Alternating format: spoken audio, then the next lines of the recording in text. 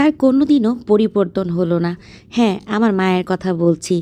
তার না আছে কোনো ভালো খাবারের শখ, না আছে কোনো দামি খাবারের শখ, না আছে কোনো দামি পোশাক, দামি শাড়ি কিংবা বিলাসী জীবনের শখ, না আছে ঘুরতে যাবার ইচ্ছা। না, ঠিক তেমন না। আসলে ইচ্ছে তো সবসময়ই থাকে, সবসময়ই ছিল। কিন্তু পরিবারের সুখ, পরিবারের ভালো, আমাদের চিন্তা আর সবাইকে সাজাতে, গোছাতে, ভালো খাবার খাওয়াতে বা প্রত্যেকটা মানুষের ভালো চিন্তা করতে গিয়ে আমার মার কোনো ইচ্ছাই কখনো পূরণ হয় নাই।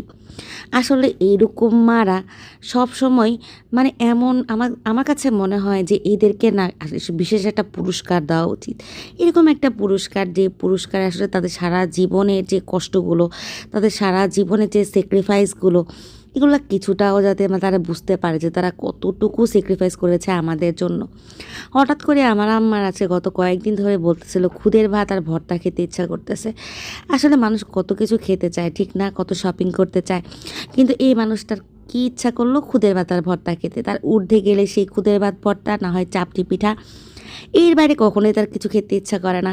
তো হঠাৎ করে চিন্তা করলাম যে না, একটু করে দেই, যেহেতু আমারও আসলে এগুলো করাটা আমার জন্য অনেক ঝামেলা হয়ে যায়। তারপরেও বুয়ার সাহায্য নিয়ে চিন্তা করতেছি যে বুয়াকে বললাম যে একটু হেল্প করবা কি না। সে বলল যে হ্যাঁ, অবশ্যই হেল্প করব।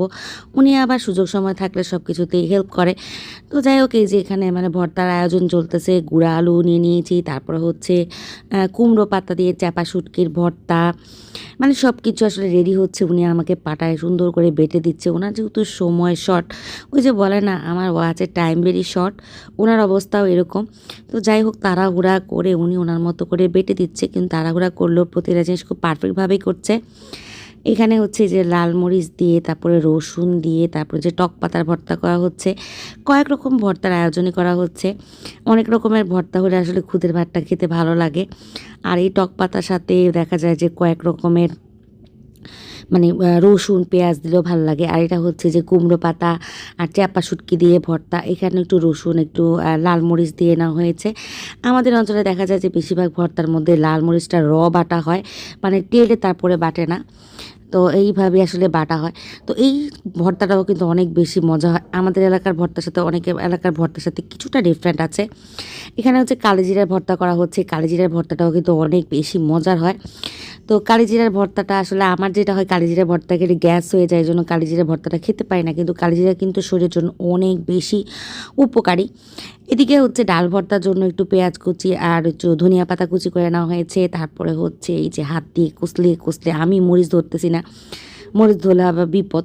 তো যাই হোক, এই যে ডাল ভর্তা উনি করে নিচ্ছে, সাথে একটু সরিষার তেল দিয়ে দিতে বললাম। সরিষার তেল দিয়ে দেওয়ার পরে পুরো ঘরে এত সুন্দর ভর্তা স্মেল আসতেছে, যেটা বলার মতো না। আর মনে মনে এক ধরনের শান্তি লাগতেছে। আসলে যে বললাম না যে আমার মা কখনোই ওরকম কিছু খেতে চায় না বা পেতে চায় না। তো উনি সামান্য একটা জিনিস বলছে, এটা কি, তো এই যে খুদের ভাত রান্না করার জন্য আমি চিন্তা করতেছিলাম যে খুদের ভাতটা আমি বসাবো না, আম্মাকে বলবো। আম্মা বলছিল না, আমি বসিয়ে দিই।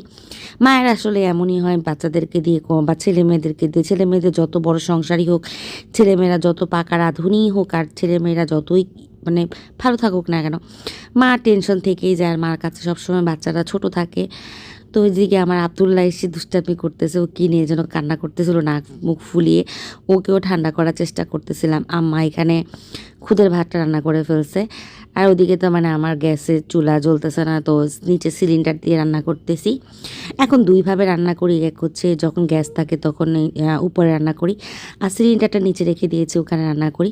শেষ মুহূর্তে আমার লবণ আর কাঁচামরিচ দিয়ে দিয়েছে পরিমাণ মতো, দিয়ে এটা খুব ভালো করে নেড়েছে। এখনও যে ঢাকনা দিয়ে ঢেকে দিবে আস্তে আস্তে রান্না করার জন্য। খুদের ভাতটা আসলে কিন্তু সত্যি কথা, যারা পছন্দ করেন, আমাদের পাশাপাশি এক আন্টি ছিল, ওনার সকালবেলায় দেখতাম যে খুদের ভাত বসিয়ে দিত, সকালে নাস্তায় ছিল ওনাদের এটা। আর আমরা তো আসলে শখ করে মাঝে মধ্যে একটুখানি খাই। তো এখানে খুদের ভাতটা হয়ে গেছে। আম্মা আসলে রান্নাবান্নার ক্ষেত্রে অনেক পাকা আলহামদুলিল্লাহ, তবে আগে অনেক বেশি ছিল। এখন আস্তে আস্তে দেখা যায় মানসিক টেনশন, শারীরিক টেনশন সব কিছু মিলে আগের মতো এতটা পারফেক্ট না হলেও আলহামদুলিল্লাহ এখনও আমার মার হাতের রান্না, উনি এখন তাড়াহুড়া করে কিছু করতে পারে না, কিন্তু এত মজা হয় যে বলার মতো না। তা আমার এই সব কিছু ভর্তাই কিন্তু রেডি। টক পাতার ভর্তা, লাউ পাতা শুটকির ভর্তা, তারপরে হচ্ছে কালিজিরা ভর্তা, ডাল ভর্তা। তো ইচ্ছা ছিল আরও কিছু ভর্তা করার, কিন্তু এগুলো তো মানে আমি আর আম্মা ছাড়া কেউ খাবে না। তো এই জন্য আর অন্য কোনো ভর্তার আয়োজন করা হলো না। আব্বাকে হয়তো একটু দেওয়া হবে। তো এই যে দেখেন কত পারফেক্ট আর এত সুন্দর স্মেল, বললাম না পুরো বাসায় ভর্তার মোমো ঘ্রাণ করতেছে। এদিকে ছোট্ট একটা ওয়ান টাইম বাটির মধ্যে একটু সাজানোর জন্য এখানে খুদের ভাতটা রেডি করে নিয়েছি, নিয়ে তারপর হচ্ছে এখানে দিয়ে দিলাম, দিয়ে তারপর হচ্ছে ভর্তাগুলো দিতেছি। এখান থেকে কিছু কিছু ভর্তা আব্বাকে দেওয়া হয়েছে খাওয়ার জন্য। তো আব্বা তো এখানে এসে খাবে না, তো আব্বা খাবে ওইখানে, এই জন্য করা হয় নাই। তো এখানে প্রত্যেকটা ভর্তাতে একটু একটু করে সাজিয়ে দিচ্ছি। আসলে এই খাবারগুলাই হচ্ছে আসল তৃপ্তি। গরুর মাংস, মুরগির মাংস সব কিছু ভালো লাগে, বিরিয়ানি ভালো লাগে, কিন্তু ওগুলো রেগুলার খাওয়া যায় না। এই খাবারটা হচ্ছে এমন একটা খাবার যে এই খাবার মনে হয় প্রতিদিনই খাওয়া যাবে। তো বিসমিল্লাহ করে আগে আম্মাকেই দিলাম, আম্মা নিয়ে বসলো খাওয়ার জন্য। আর এত মজা হয়েছে আর এত সফট হয়েছে বৌয়াটা, মানে খুদের ভাতটা বলার মতো না। সবাই ভালো থাকবেন, সুস্থ থাকবেন, আম্মার জন্য দোয়া করবেন।